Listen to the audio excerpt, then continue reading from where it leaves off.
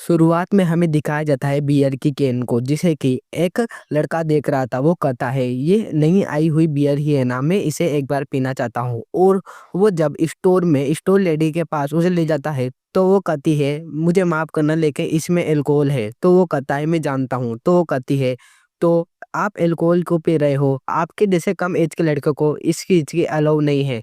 तो वो गुस्से में कहता है मुझे पता है, लेकिन मैं इतना कम एज का नहीं हूँ।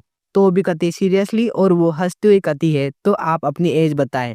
तो वो कहता है आपको इसे आगे बढ़ाने की ज़रूरत नहीं है, आप शांति से मुझे मेरा सामान दे दें। तो वो कहती है गुस्से में प्लीज़ तुम्हारी आईडी मुझे दिखाओ। तो वो कहता है ठीक है, अब मुझे हमेशा ही तुम्हारे पास आईडी ही दिखानी पड़ेगी क्या? और वो जब अपनी आईडी देखता है तो उसके पास उसकी आईडी नहीं थी, और वो कहता है मुझे माफ़ करना, लेकिन मैं 27 साल का हूँ। मैं दिखने में बहुत ही ज़्यादा यंग लगता हूँ, लेकिन मैं इतना भी यंग नहीं हूँ। तो वो पुलिस को फ़ोन करने लगती है।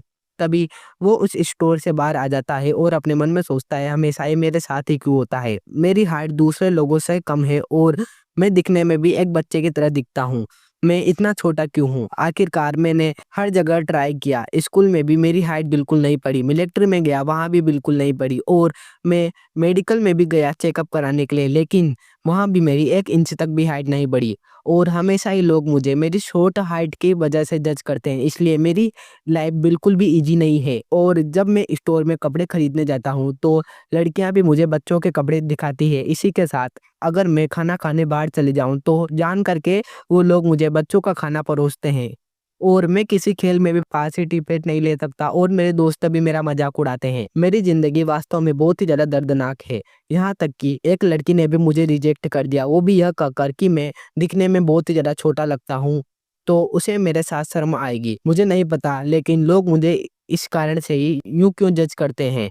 लेकिन मैं आ चुका हूँ घर, और वो अपने सीपीयू को ऑन करता है, आई मीन कंप्यूटर को ही, और उसमें गेम खेलने लगता है। वो बताने लगता है ये मैंने अपने बचाए हुए पैसों से खरीदा है इंस्टॉलमेंट के साथ, और ये बहुत ही ज़्यादा अच्छा है। लेकिन फिर उसे आने लगती है स्मोकिंग की बदबू, और वो कहता है ये मुझे मार देगी। और वो जब अपना बालकनी खोलता है तो उसको और भी ज़्यादा तेज स्मोकिंग की बदबू आने लगती है। वो कहता है ऐसा कौन सा आदमी है जो इतनी सारी सिगरेट एक ही बार में पी रहा है? और वो कहता है नहीं, अब मैं इसे सहन नहीं कर सकता।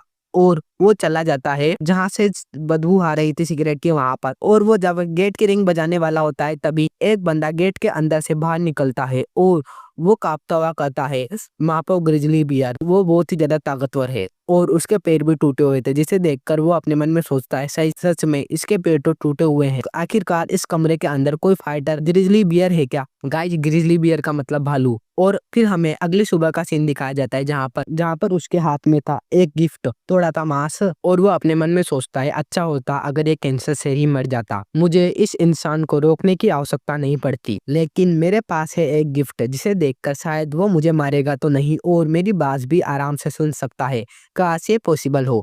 और वो गेट के बाहर खड़ा होकर बोलता है मैं हूँ तुम्हारा पड़ोसी, मैं तुम्हारे लिए गिफ्ट लाया हूँ। तो अंदर से आवाज आती है गिफ्ट? तो कहता है हाँ, कृपया मुझे थोड़ा समय दे। तो वहाँ का गेट खुलने लगता है, और एक ही दम से उसका गिफ्ट ले लिया जाता है। वो अपने मन में सोचता है इतना तेज। तभी वो कहता है हेलो, क्या आपसे मुझे बात हो सकती है? तो कोई आवाज नहीं आती, और दोबारा बात करने की कोशिश करता है, तो दोबारा भी कोई जवाब नहीं देता। और वो हर जगह कंप्लेन करता है, लेकिन पुलिस में भी और कहीं भी और मैनेजमेंट में भी उसकी कोई भी कंप्लेन नहीं सुनता। सारी की सारी चीजें वर्क नहीं कर रही थी।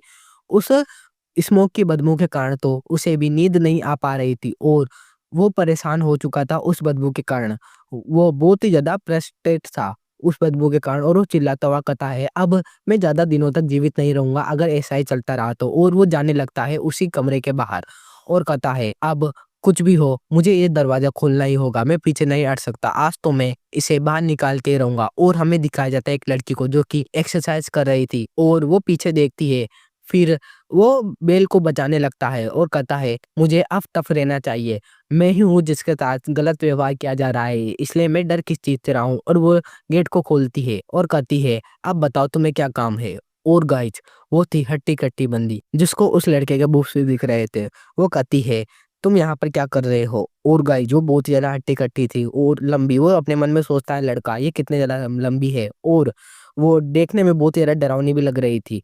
जैसे कि एक बिल्ली के सामने कोई भेड़िया खड़ा हो और वो उससे कहती है, मैंने सुनते क्वेश्चन पूछा मेरा जवाब दो। तो वो कहता है, मैं हूँ तुम्हारा नेबर मतलब पड़ोसी। तो वो कहती है, बताओ तुम्हें क्या काम है। तो वो कहता है क्योंकि लेकिन वो बोल ही नहीं पा रहा था कुछ। तो वो दोबारा कहती है, तुमने मेरी बात नहीं सुनी, बताओ तुम यहाँ क्यों आए हो। तो वो चिल्लाता हुआ कहता है, अब मैं ज्यादा दिनों तक सहन नहीं कर सकता। और वो कह देता है, कृपया स्मोकिंग को बंद करो। और वहां पर मच जाता है सन्नाटा। तभी वो अपनी सिगरेट निकाल कर पीने लगती है और कहती है, ओह तो तुम इस वजह से मेरे पास आए हो। इतने दिनों में तुमने ये करने के लिए इतनी कंप्लेंट्स करी होगी, लेकिन मैं अपनी स्मोकिंग को बंद नहीं करने वाली। तुम क्या कर लोगे, बताओ बताओ। और वो उसको चिढ़ाते हुए कहती है, मैं अभी स्मोकिंग करने जा रही हूँ, तुम क्या कर लोगे। तो वो कहता है, तुम ऐसे स्मोकिंग नहीं कर सकती, तुम्हारी स्मोकिंग के कारण धुआं मेरे कमरे तक भी आता है। तो वो दोबारा सिगरेट को पीती है और उसके मुंह पर धुआं छोड़ने लगती है और कहती है, तो तुम मेरा कर क्या लोगे, मैं स्मोक करूंगी, बताओ तुम क्या कर लोगे। तो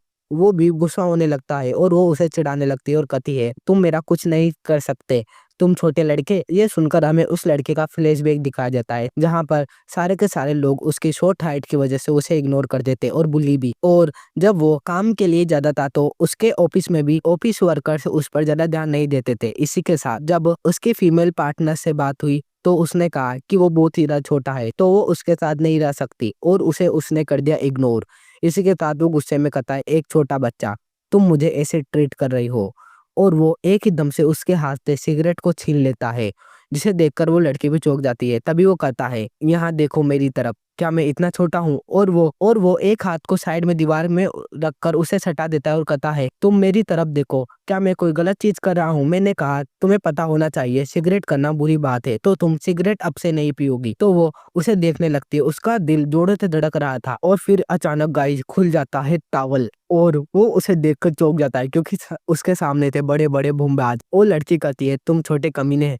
लेकिन वो कहता है, ये तो एक एक्सीडेंट था सही में। और वो गेट को बंद करके कमरे के अंदर आ जाती है और अपने मन में सोचती है, क्या वो बस स्मोकिंग के लिए मेरे पास आया था। और वो लड़का गेट के बाहर अपने मन में सोचता है, सच में वो कितने ज्यादा बड़े थे, फकिंग ऑसम, लेकिन वो क्या मुझे अब मार देगी। तभी हमें उस लड़की को दिखाया जाता है जो कि अपने मन में कुछ सोच रही थी। फिर वो टॉवल उठाती है और कहती है, वो कमीना, वो कितना ज्यादा मर्दाना था, ये फीलिंग क्या है। और गाइज जब वो शर्मा रही थी तभी उसी की एक फ्रेंड उसे शर्माते हुए देख लेती है और वो अपने मन में सोचती है, वहां पर चल क्या रहा है। सही में से यंग किसी इंसान की वजह से परेशान लग रही है, ये कैसे हो सकता है। तभी हमें उसी लड़के को दिखाया जाता है जो कि मोबाइल में न्यूज पढ़ रहा था कि एक पड़ोसी ने अपने दूसरे पड़ोसी की सिगरेट की कंप्लेन करी तो उसने उसे मार डाला। और ये देखकर वो अपने मन में सोचता है, मुझे क्या हो रहा है, क्या मैं पागल होता जा रहा हूँ, मैं उस चीज को भुला नहीं पा रहा, मैंने उससे कंप्लेन क्यों की थी। शायद वो उसने मुझे बच्चा बुलाया और मैं परेशान हो गया, लेकिन मैंने वो देखे थे वो कितने ज्यादा बड़े थे। फिर वो अपने मुंह पर थपथपाता हुआ कहता है, नहीं मैं ऐसे तो पागल ही हो जाऊंगा, मुझे अपने होश में आना चाहिए और उसके बारे में सोचना चाहिए। सच में कल से उसने मेरे कहने के बाद एक बार भी सिगरेट नहीं पी, क्या वो इतना ज्यादा गुस्सा है। मुझे लगता है कि अब मैं मरने ही वाला हूँ, या फिर मेरी उस इंसान की तरह हालत हो जाएगी जिसके पहले टांगे टूट रही थी। और वो बहुत ज्यादा वो अपने मन में सोचता है, अब मैं मारा जाऊंगा। तभी वो कथाई रुको, उस इंसान ने कहा था मापो गिजली बियर, और वो सर्च करने लगता है गूगल पर। गाइस इनके यहाँ तो टूगल होता है, कोई बात नहीं। और फिर बाद में वो सर्च करता है तो वहां पे निकलती है एक लड़की जो कि बहुत सारे लड़कों को मार रही थी। और वो बड़ी ही कूल वे में अपने मुंह से खून को पोंछती है। उसे देखता हुआ वो लड़का कहता है, सच में ये ही मेरी नेबर है, क्या अब मैं मारा जाऊंगा। तभी उसके पीछे से आवाज आती है, गेंग चान। और गाइज वो था उसका एक दोस्त उसके साथ काम करने वाला। वो कहता है, तुम मापो ग्रिजली बियर को क्यों देख रहे हो। गाइज अब से मैं इस लड़के को गेंग चान बुलाऊंगा। और फिर वो दोनों आ जाते हैं छत के ऊपर। वो कहता है, तुम उसे जानते हो, हम दोनों एक ही हाई स्कूल के थे, लेकिन मैंने एक बार उससे लड़ाई करी थी और हमारा पूरा का पूरा ग्रुप हॉस्पिटल में पड़ा हुआ था। तो वो भी कहता है, रियली।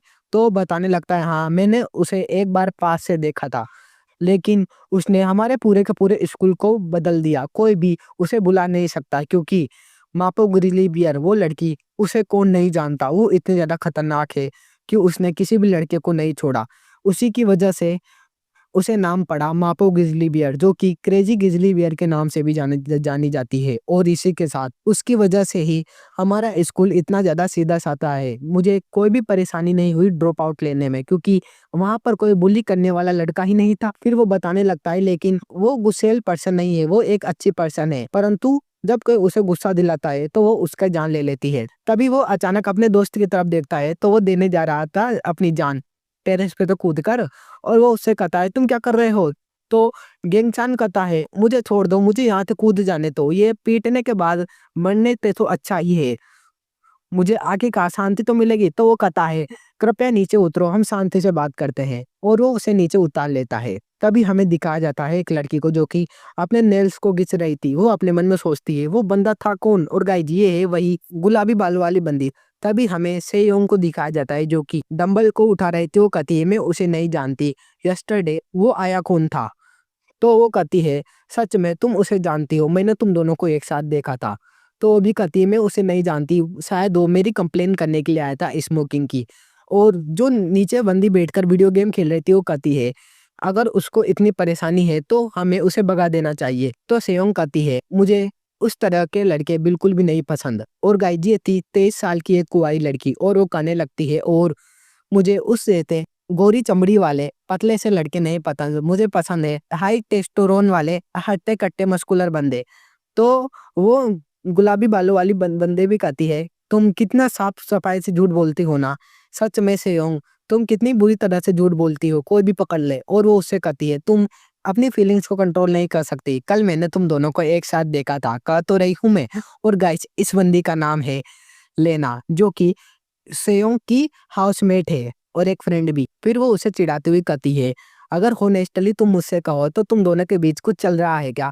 तो वो भी कहती है, तुम इतना ज़्यादा सीरियस होकर क्यों कर रही हो? ये इतना भी सीरियस मैटर नहीं है। तभी वो वीडियो गेम वाली लड़की की तरफ देखती है, तो वो कहती है, सेयोंग सही है, हमें उस लड़के का कुछ करना होगा। और सेयोंग अभी मसल्स पे ध्यान दे रही है। मुझे लगता है कि हमें उस लड़के को बाहर भेज देना चाहिए, वरना सेयोंग उसके प्यार में पागल हो सकती है। तो सेयोंग कहती है, तुम हो किसकी तरफ? और गाइज इसका नाम था लिन यू, 20 साल की कुंवारी लड़की। तभी वो बताने लगती है, एक बार मैंने सेयोंग को देखा था, वो एक लड़के को उसकी माँ के पास भेज रही थी, तो वो लड़का रो रहा था और कह रहा था, ये औरत मुझे किडनैप करना चाहती है। उस समय वो कितना ज़्यादा रोया था। और वो ऐसे ही सेयोन के कांड बताने लगती है, तो वो भी कहती है, अरे चुप रहो, इतना भी सच नहीं बोलना था। तभी वो कहती है, हाँ एक और बार तुमने उन्हें भी तो मारा था लड़कों को। तो वो भी कहती है, अरे अरे चुप तो रहो। फिर वो दोनों ही बताने लगते हैं, सच सच कहना, तुम दोनों के बीच चल क्या रहा है? तो वो भी कहती है, मैं कुछ नहीं जानती। तभी वो गुलाबी बालों वाली लड़की दोबारा कहती है, सच में तुम उस नेबर को पसंद करती हो क्या? ऐसा हो सकता है, या फिर तुम दोनों हो सेक्स पार्टनर्स? ये सुनकर तो वो कहती है, तुम किस बारे में बात कर रहे हो? और वो गेट के दूसरी तरफ चली जाती है और कहती है, मुझे अभी जाना चाहिए। और वो अपने मन में सोचती है, आखिरकार मुझे हो क्या रहा है, मैं उसके बारे में क्यों सोच रही हूँ? शायद मुझे और भी ट्रेनिंग करनी चाहिए, वरना मैं उसे भुला नहीं पाऊंगी। तभी हमें उन दोनों को दिखाया जाता है। वो स्लेटी बालों वाली बंदी कहती है, वो इतना अजीब व्यवहार क्यों कर रही है? शायद वो उस लड़के की वजह से परेशान है। तभी हमें उस गुलाबी वाली बंदी को दिखाया जाता है, जो कि कहती है, पिछले डोर वाला नेबर, सच में मैं उसे जानने के लिए क्यूरियस हूँ। आखिरकार क्या वजह हो सकती है कि सेयोंग भी उसे पसंद करने लगी है? मुझे अब जाकर उसे हेलो कहना ही चाहिए। और तभी हमें दिखाया जाता है गेंग चान को, जो कि चुपके से जा रहा था अपने ही कमरे में, और वो रात की सांस लेता है। वो कहता है, थैंक गॉड वो यहाँ पर नहीं है, मुझे अब उसकी वजह से डर लगने लग गया, इसलिए मैं उसे अवॉइड करता हूँ। मेरा स्वीट होम, मैंने कितने मेहनत से लोन लेके इसे बाय किया था, लेकिन अब ये मेरे ही जान के पीछे पड़ चुका है। तभी पीछे से उसे आवाज आती है, तुम ही हमारे नेबर होना। तो वो डर जाता है। और फिर हमें दिखाया जाता है उसी गुलाबी बालों वाली लड़की को, कहती है, मुझे तुम्हें हेलो कहना था, तुम ही हमारे नेबर होना, क्यों ना थोड़ी बहुत बात कर ली जाए? और वो स्माइल करने लगती है। फिर हमें दिखाया जाता है लेना का चौंका हुआ चेहरा, क्योंकि वो गेंग चान के अपार्टमेंट को देखकर पूरी तरह से चौंक चुकी थी। वो कहती है, ये कितना ज़्यादा बड़ा अपार्टमेंट है, सच में ये हमारे घर से बिल्कुल अलग है, ये क्या कोई अमीर आदमी है क्या? और वो कहती है, यहाँ वो सारी के सारी मांगा कॉमिक्स है जो मुझे पसंद है, और एक ब्रांड न्यू एयर कंडीशनर, इसी के साथ सोफा और सॉफ्ट पलंग भी, और इसके पास वही महंगा वाला गेमिंग सेटअप भी है। सच में ये वो मॉडल है जिसे मैं कभी नहीं खरीद पाई। ये पूरी जगह तो एक हेवन है, हेवन। और वो पूरी जगह को इधर-उधर देखने लगती है और कहती है, सच में एक बार मैं यहाँ पर रहना चाहती हूँ। तभी गेंग चान उसे पीछे से देख रहा था। वो अपने मन में सोचता है, क्या उस गैंगस्टर ने इसे मुझे मारने के लिए भेजा है? लेकिन बिलीव करना मुश्किल है, क्योंकि मुझे नहीं लगता है लड़की मेपो ग्रिज़ली बियर के साथ रहती है। शायद ये कोई और होगी, मुझे इसके बारे में नहीं सोचना चाहिए। लेकिन ऐसा हो सकता है क्या कि उस गैंगस्टर ने ही इसे भेजा हो? इसके इरादे क्या है? और वो उसी की तरफ देखने लगती है। फिर कॉमिक को नीचे रख देती है और उससे कहती है, मैंने कल सेयोंग और तुम्हें एक साथ देखा था, लेकिन मैं इस चीज को अनदेखा नहीं कर सकी कि तुमने सेयोंग को पूरी तरह से नंगा देखा। पहले किसी भी इंसान ने उसे ऐसे नहीं देखा और वो पहले ज्यादा लोगों से बात भी नहीं करी। उसने सबसे ज्यादा लंबा समय बात करने में तुम्हारे साथ ही बिताया है, क्योंकि और तुम हो एक आदमी। लेकिन वो ब्लश को कर रही थी और वो उसके साइड में बैठ जाती है और कहती है, मैं ये चीज जानने के लिए क्यूरियस हूँ, क्या उसे एक आदमी की आवश्यकता है? और वो उसके चिपकती हुई कहती है, सच में मैं ये चीज जानने के लिए बहुत ज्यादा क्यूरियस हूँ, लेकिन तुम उस स्मोकिंग के बारे में क्या कर रहे थे? और सबसे पहले वो उसके चिपक कर पैरों पर लेट जाती है और कहती है, मैं थक चुकी हूँ, इसलिए मुझे आराम करना चाहिए, ओके? और वो वहां पर सो जाती है। फिर गेंग चान आंखें बंद करके अपने मन में सोचता है, क्यों वो यहाँ पर क्यों सो गई? और गाइज, उसके पैरों पर थे पैर उसी लेना के। वो अपने मन में सोचता है, क्या उस गैंगस्टर ने इसे मेरे पास सही में भेजा है? लेकिन क्यों? वो चाहती तो खुद भी आ सकती थी। ऐसा हो सकता है क्या ये खुद से ही आई हो? लेकिन इसने अपने पैर मेरे पैरों के ऊपर क्यों रखे? और अब इसके पैर गलत जगह टच कर रहे हैं। और गाइज, वो गेंगचान के मेन पार्ट पर टच करने लगती है। तभी वो अपने मन में सोचता है, गेंगचान क्या सच में, रुको, क्या वो मेरी रिपोर्ट कर देगी एक ठरकी आदमी के रूप में? मुझे ऐसा लगता है कि वो बताएगी कि सोते हुए मैं उसको हरेसमेंट कर रहा था। तभी वो लेना अपने पैरों को उठाती है और उसके मेन पार्ट को टच करने लगती है, जिसे महसूस कर कर वो अपने मन में सोचता है, सच में वो मुझे एक ठरकी आदमी ही बताएगी, इसलिए मुझे कुछ तो करना होगा। मैं चाहूँ तो धीरे-धीरे इसके पैरों को उठा सकता हूँ और फिर यहाँ से हट जाऊँगा। मुझे नर्वस नहीं होना चाहिए, ये इतना भी अजीब नहीं है। और वो उसके पैरों को छूता है, जब भी वो उठ जाती है चिल्लाते हुए, जिसे देखकर तो वो भी शर्मा जाता है। तभी वो कहती है, मुझे माफ करना, असलियत में तो मैं बहुत पहले ही जाग गई थी। तो वो भी कहता है, क्या? तो वो कहती है, हाँ, लेकिन तुम्हारा रिएक्शन कितना ज्यादा फनी है। मुझे खुशी हुई कि तुम कोई बुरे इंसान नहीं हो, मैं तो बस तुम्हारे साथ मजाक कर रही थी। तो वो अपने मन में सोचता है, अपने नेबर को बिना जाने और वो एक अजनबी है फिर भी उसके साथ सोना, ये कितना ज्यादा बुरा है। तो वो कहती है, मैं तुम्हारे साथ कैसे ये नहीं करती, देखो तो सही तुम्हारा क्यूट चेहरा और तुम कितने ज्यादा शर्मीले हो। और वो उसके ऊपर बैठती हुई कहती है, सच में तुम मेरे टाइप के हो, तो मेरे बारे में क्या सोचना है तुम्हारा? तो वो शर्माते हुए अपने मन में सोचता है, मैंने ये बिल्कुल भी एक्सपेक्ट नहीं किया था। और वो कहने लगता है, तुम प्रीटी तो हो और क्यूट भी। और इसी के साथ वो कहती है, अरे मैं तो मजाक कर रही थी, हा हा हा। तभी पीछे से आवाज आती है और वो जब वहां पर देखते हैं तो वहां पर थी उसी की तीसरी फ्रेंड जेंगचान। उससे कहता है, तुम कौन हो? तो वो भी कहती है, मैं यहाँ पर आ गई लेना। तभी वो वहां पर खा रही थी ब्रेड और लेना उससे पूछती है, सयोंग ने तुम्हें यहाँ पर भेजा है ना? मैंने ये बिल्कुल भी नहीं सोचा था। तो कहने लगती है, मैंने कहा कि लेना वहां पर गई है। तो ये सुनकर उसका फेस लाल पड़ गया और वो शर्माने लगी और उसने मुझे यहाँ भेज दिया। तभी गेंगचान कहता है, मुझे माफ करना तुम्हारे बीच में बोलने के लिए, लेकिन ये घर मेरा है। तो तुम यहाँ पर क्यों आई मेरे बिना परमिशन के? तो वो ब्रेड को पीछे छुपाने लगती है और कहती है, घर का दरवाजा खुला था। तो वो ब्रेड का पैकेट उठाता हुआ कहता है, और तुम बिना किसी परमिशन के घर के अंदर आ गई। मैं तुम्हारी रिपोर्ट पुलिस में भी कर सकता हूँ और इसी के साथ तुमने मेरा ये ब्रेड भी खाया है।